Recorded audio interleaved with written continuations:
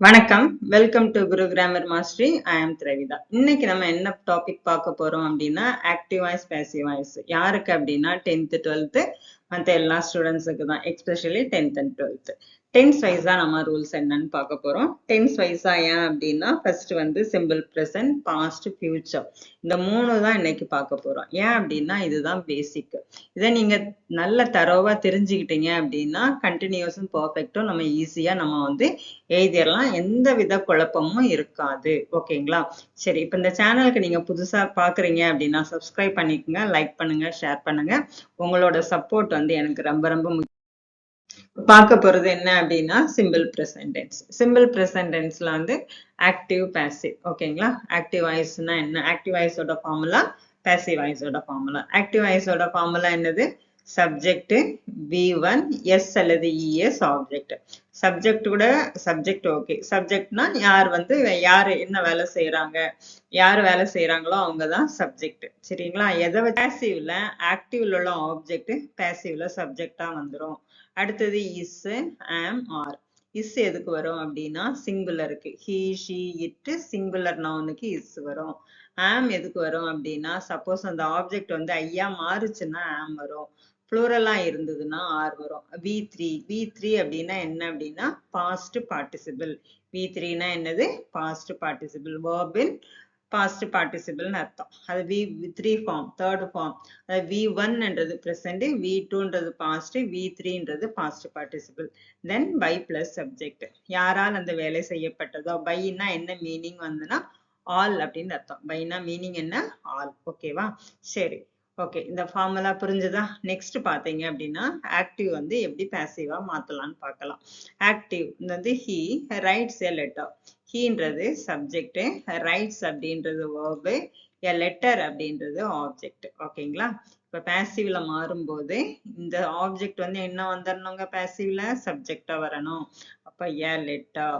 ஏ letter ஒரு letter, அப்போ singular. அப்போ அங்க என்ன வரணும்? பி வேர்பு இஸ் வரணும். V3 என்ன? ரைட்டோட V3 என்னது? ரிட்டன். அப்ப a letter is written by him. He வந்து என்னவா மாறும்? உங்களுக்கு ஹிம்மா மாறும். ஹி வந்து ஹிம்மா மாறும். தே வந்து தெம்மா மாறும். ஷி வந்து ஹர்ரா மாறும். ஐ வந்து மீயா மாறும். பின்னாடி சார்ட் கொடுத்துருக்கேன். ஓகேங்களா? நெக்ஸ்ட் வந்து புரியுதுங்களா? அப்போ ஹி ரைட்ஸ் எ லெட்டர். அவன் ஒரு லெட்டர் எழுதினான். அவனால் பை ஹிம், அவனால் ஒரு லெட்டர் எழுதப்பட்டது. இவ்வளவுதான் ஆக்டிவ் பாசிவ். வேற ஒண்ணுமே கிடையாது. பாஸ்ட் ஃபியூச்சரை பார்த்துட்டீங்க அப்படின்னா ரொம்ப ரொம்ப easy active passive. They help the poor. தேன்றது சப்ஜெக்ட், ஹெல்ப் அப்படின்றது வேர்பு, த புவர் அப்படின்றது ஆப்ஜெக்ட். அப்ப த புவர். ஓகேங்களா? த புவர் தான் என்னது? இங்க பாசிவ்ல சப்ஜெக்டா வரும். த புவர் ஆர். த புவர்ன்றது நமக்கு ப்ளூரல் தான். ஓகேங்களா? இப்போ ஒரு இதுக்கு முன்ன நமக்கு வந்து அட்ஜெக்டிவ் வந்ததுன்னா அதை நம்ம என்னதான் கன்சிடர் பண்ணணும் அப்படின்னா ப்ளூரலா தான் கன்சிடர் பண்ணணும். அந்த ரூல்ஸ் பின்னாடி பார்க்கலாம். த புவர் ஆர். புவர்ன்றது ப்ளூரலா, அப்ப ஆர். ஹெல்ப்போட V3 என்னது? ஹெல்ப்டு. பை அவர்களால், அவர்களால் ஏழைகளுக்கு உதவப்பட்டது. ஓகேங்களா? புரியுதா? The poor are helped by them. அவர்களால். பை தம்ன்றது அவர்களால். நெக்ஸ்ட் வந்து she sings a song. She sings a song. ஷீன்றது சப்ஜெக்ட், சிங்ஸ்ன்றது வேர்பு, எ சாங் அப்படின்றது ஆப்ஜெக்ட். அப்ப எ சாங் வந்து என்னவா இருக்குதுங்க? சிங்குலரா இருக்கு. அப்ப என்ன வரணும்? இங்க இஸ் தான் வரணும். சப்போஸ் எ சாங்குக்கு பதிலா சாங்ஸ் அப்படின்னு இருக்குன்னு வச்சுக்கீங்களா, அப்ப இங்க என்ன வரணும்? ஆர் வரணும். A song is sung by her. அவள் ஒரு பாட்டு பாடினாள், அவளால் ஒரு பாட்டு பாடப்பட்டது. அவ்வளவுதான். இஸ் வந்து எதுக்கு வரணும்? சிங்குலர். ஆர் வந்து எதுக்கு? ப்ளூரல். ஆம் வந்து எதுக்கு? ஹை. புரியுதுங்களா? ஓகே. நெக்ஸ்ட் வந்து என்ன பார்க்கலாம் அப்படின்னா பாஸ்ட் டென்ஸ். பாஸ்ட் டென்ஸ் வந்து நமக்கு அங்க V1 இங்க V2 அவ்வளவுதான். அங்க வந்து என்னது? V1 verb பார்த்தோம், இங்க V2. அது சேம் ஃபார்முலா தான். அந்த V2 வந்திருக்கனால V verb என்ன வரணுங்க? வாஸ் அல்லது வேர் வரணும். அவ்வளவுதாங்க. வாஸ் அல்லது வேர் வரணும். அதே சேம் தான். Subject V2 object. இங்க ஆப்ஜெக்ட் வாஸ் அல்லது வேர் V3 past participle by plus subject. இப்ப நீங்களாவே டக்குன்னு சொல்லிடுவீங்க. இப்ப வந்து she cleaned the room. sheன்றது என்னது? சப்ஜெக்ட். cleaned அப்படின்றது verb, the room அப்படின்றது object. ஓகேவா? அப்ப subject, verb, object. அப்ப the room was, the room என்றது என்னது? singular. ஒரு room தான், the room. The room was cleaned by, next they played football. They played football. இப்ப இங்க என்ன வரும்? football singular. was played by them. they வந்து என்னவா மாறி இருக்கு? them ஆ மாறி இருக்கு. புரியுதுங்களா? அடுத்தது he broke the window. he வந்து என்னது? subject. broke அப்படின்றது verb. verb என்னவா இருக்கு? past tense இருக்கு. the window அப்படின்ற object. அப்ப the window was broken. break, broke, broken. The window was broken by him. he வந்து என்னவா மாறி இருக்கு? him ஆ மாறி இருக்கு. அப்ப was வந்து எதுக்கு யூஸ் பண்ணணுமோ? singularக்கு. where வந்து எதுக்கு யூஸ் பண்றோம்? pluralக்கு. அங்க வந்து v1, இங்க v2. v1க்கு எதெல்லாம் யூஸ் பண்ணணும்?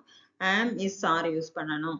v2க்கு இங்க past tenseக்கு present tenseக்கு எதெல்லாம் யூஸ் பண்ணணும்? நம்ம be verb, am, is, are.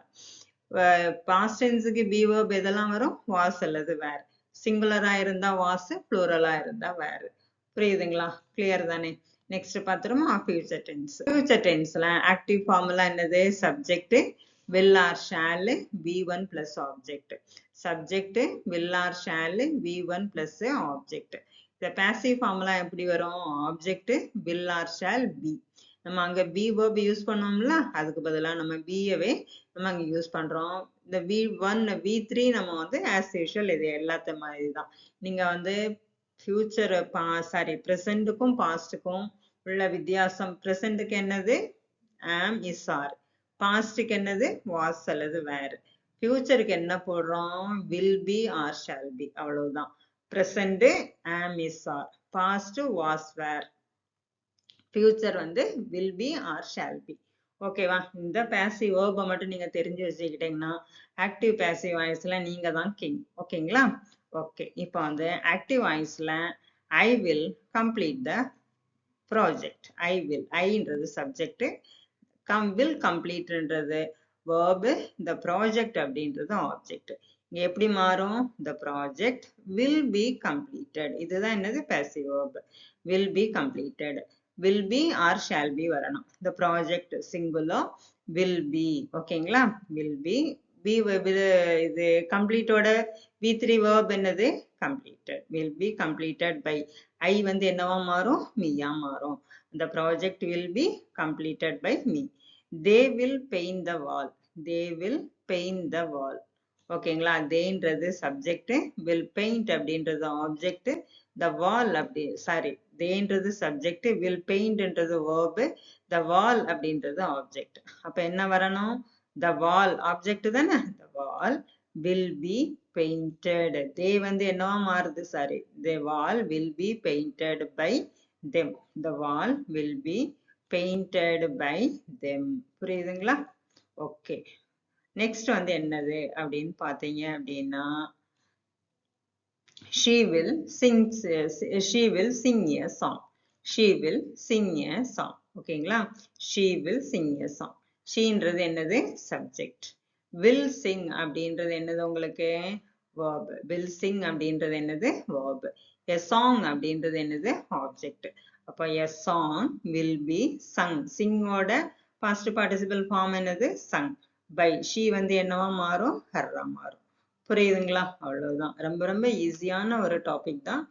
ஓகேவா? சரி, இதை புரிஞ்சுக்கிட்டீங்க அப்படின்னா உங்களுக்கு கண்டினியூஸும் பர்ஃபெக்டும் ஈஸியா புரிஞ்சிடும். இப்ப சப்ஜெக்ட் ப்ரோனவுன் ஐ இருந்ததுன்னா மீ, யூக்கு யூ தான், ஹி வந்து ஹிம், ஷீ ஹர், இதான் வி வந்து அஸ், தே தம், ஹூ வந்து ஹூமா மாறும்.